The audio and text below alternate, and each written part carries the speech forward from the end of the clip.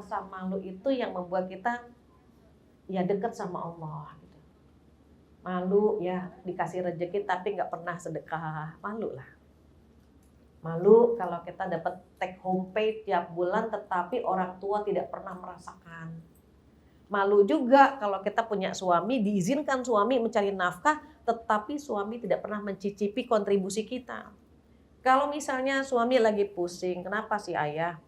Anak-anak belum bayar SPP. Ih ayah lupa, aku di MNC ayah. Berapa sih SPP anak-anak?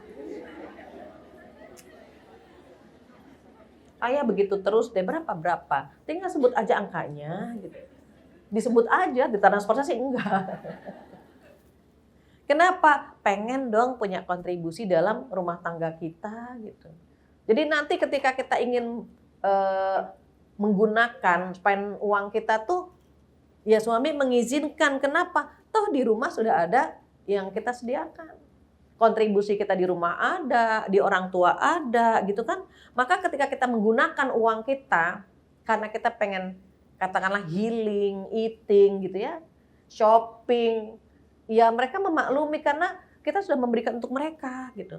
Jadi mendekatkan diri kepada Allah sebagai rasa syukur kepada Allah Subhanahu wa taala dan mendekatkan diri kepada orang-orang yang kita cinta sebagai bukti karena kita mencintai mereka.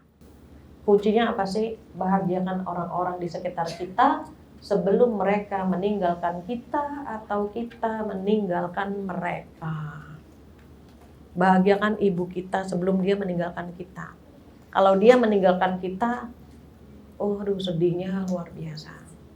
Bahagiakan pasangan kita sebelum dia meninggalkan kita. Termasuk anak-anak kita dan semua yang kita cintai. Kenapa kalau kita tidak ada? Yang pertama menangisi kita tuh mereka. Walaupun kadang-kadang mereka menyebalkan, tapi jangan salah. Kita bisa seperti sekarang ini kan karena doa-doa mereka semua.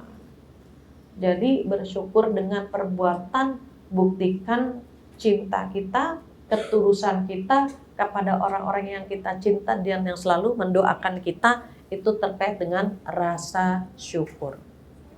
Terus bagaimana dengan kemerdekaan? Pertanyaan saya, adik-adik, ibu-ibu udah merasa merdeka belum? Bingung jawabnya ya. Kalau dari penjajahan sudah. Tetapi apakah akidah kita merdeka juga? Terus ibadah kita merdeka juga, akhlak kita merdeka juga. Terus kita leluasa nggak beribadah kepada Allah Subhanahu wa taala? Kesyirikan menghampiri kita enggak gitu.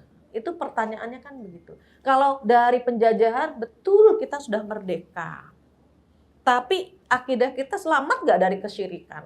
Sekarang tingkat kesyirikan meningkat gitu ya. Kualitas ibadah kita kurang bagus. Kenapa? Banyak yang tidak percaya dengan takdir Allah.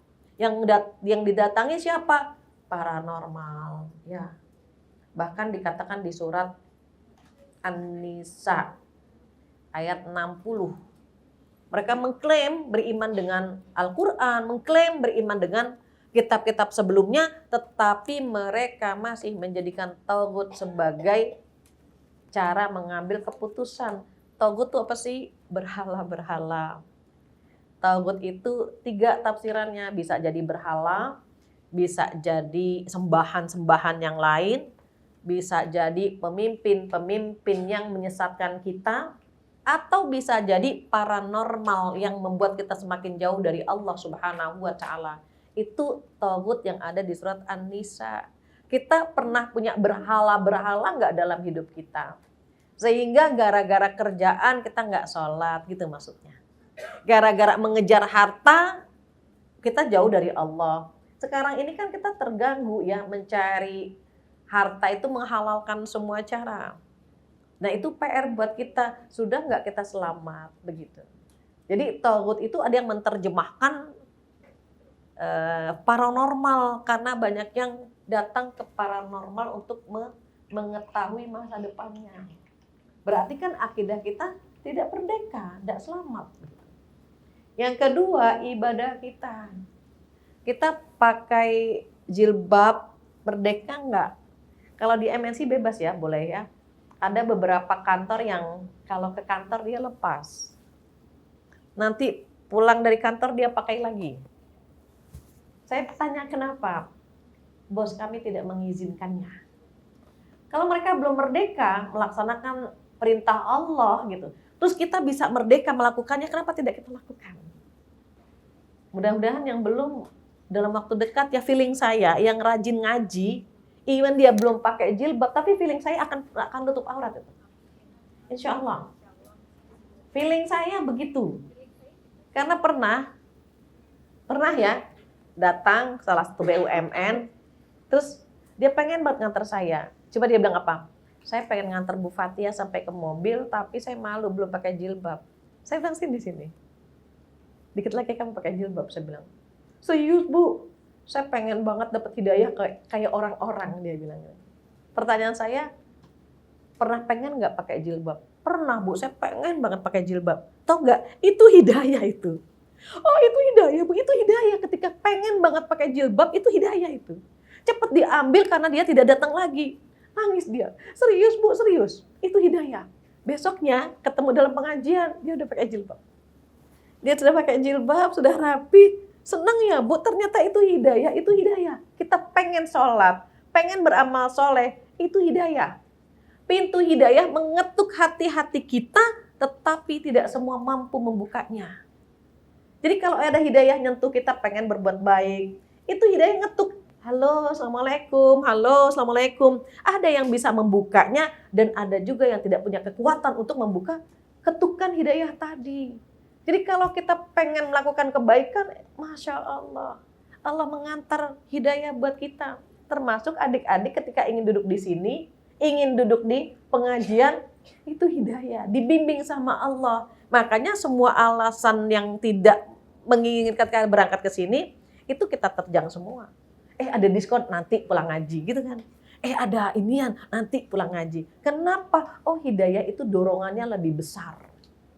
Maka nggak akan pernah terlewatkan kesempatan-kesempatan baik karena ketukan pintu-pintu hidayah itu dia buka seluas-luasnya dan kita bisa memasukinya. Sama halnya ketika ada seorang ibu, Bu Fathia, minta waktu dong 5 menit. Kenapa? Ini teman saya mau murtad nih Bu.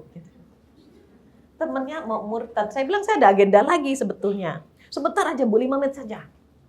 Ini teman saya mau murtad nih Bu. Akhirnya karena kaitannya dengan akidah, saya hampiri. Ketemulah dengan salah satu jamaah. Saya bilang, ya Bu kenapa? Saya mau tanya sama Ibu. Gitu. Kalau emak-emak lagi marah kan ngeri ya.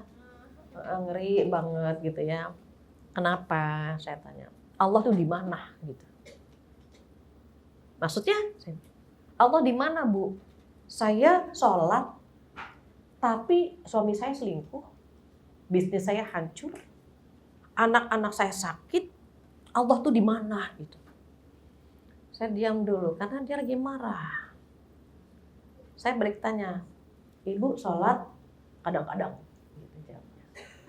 Ibu ngaji, ini baru pertama kali saya ngaji ke sini. Karena saya mau murtad sama saudara saya dibawa ke sini. Gitu. Jadi baru pertama tuh ngaji, kalau nggak salah dia bilang gitu ya. Terus saya tanya lagi, Ibu pernah bikin santunan atau kegiatan sosial? Nggak pernah. Saya tanya tuh semuanya.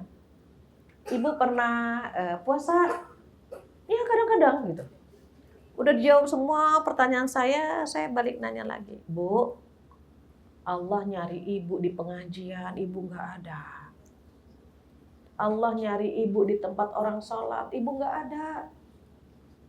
Allah nyari Ibu di tempat orang puasa, Ibu nggak ada. Ibu kemana? Saya bilang. Bukan Allah yang ninggalin Ibu, Ibu yang ninggalin Allah. Kenapa Ibu ninggalin Allah? Mulai nangis dia. Emang Allah nyari saya? Allah nyari Ibu. Di tempat sholat nggak ada. Di tempat orang puasa nggak ada. Di tempat orang sedekah Ibu nggak ada. Ibu kemana? Saya bilang. Emang Allah peduli sama saya? Mulai nangis dia.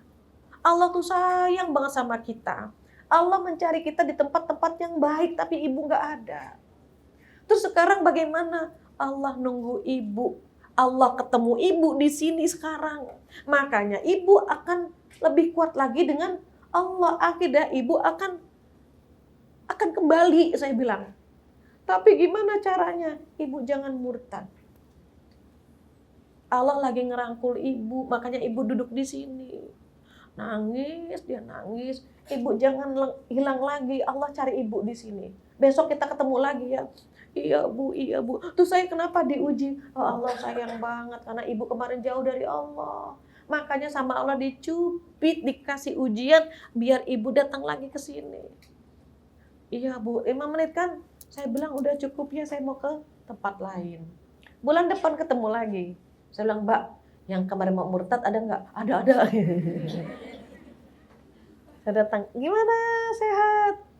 Udah tenang? Alhamdulillah, udah tenang. Udah enak bu. Udah nggak pengen kesana kan? Nggak pengen ke sebelah? Enggak, na'udzubillah, amit-amit, kata dia gitu ya. Senengnya hati kita bisa menggenggam tangannya dia. Terus berikutnya dia mulai pakai kerudung yang panjang gitu ya, even belum ketutup, dia udah berusaha kan. Saya bilang ya Allah, Allah itu bahagia banget lihat orang taubat, melebihi bahagianya orang yang kendaraannya hilang terus ketemu. Ibu punya, kalau saya sebut nggak di endorse ya, Lamborghini kah, Ferrari hilang. Sebutnya nggak boleh nyebut merek kan tadi tucut gitu ya, di edit. Gitu ya. Terus kendaraan kesayangan kita hilang. Tiba-tiba besoknya ditemukan, Bu, kendaraannya ketemu lagi. Oh iya, senang nggak? Allah melihat orang taubat tuh seperti itu bahagianya. Bahkan melebihi bahagianya. Ya Allah, hambaku balik. Ya Allah, hambaku datang lagi. Seneng nggak tuh?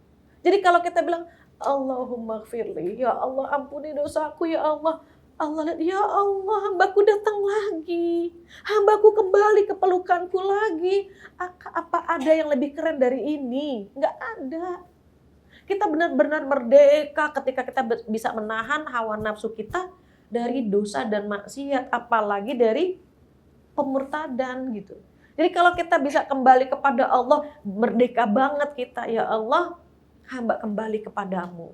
Jadi akidah kita harus kita buat merdeka, nggak terjajah. Ibadah kita juga demikian. Kalau misalnya dulu pernah kita dengar, sorry to say, azan nggak boleh keras-keras. Pernah dengar ya? Gimana azan nggak boleh keras-keras? Yang di kamar mandi nggak denger dong. Yang di toilet nggak denger, yang di dapur nggak denger. Azan memang harus keras gitu. Tetapi pernah kita dengar, azan tidak boleh keras-keras. Jadi gimana dong? Allahu Akbar, Allah. Sedih dengernya, gimana sih negara yang mayoritas Islam azan itu nggak boleh dikumandangkan dengan keras. Aneh gitu. Artinya kita udah merdeka belum sih sebenarnya? Itu kan kita agama mayoritas. Tapi kenapa tidak bebas melakukan ibadah kan gitu. Kalau sekarang udah hilang, alhamdulillah udah boleh.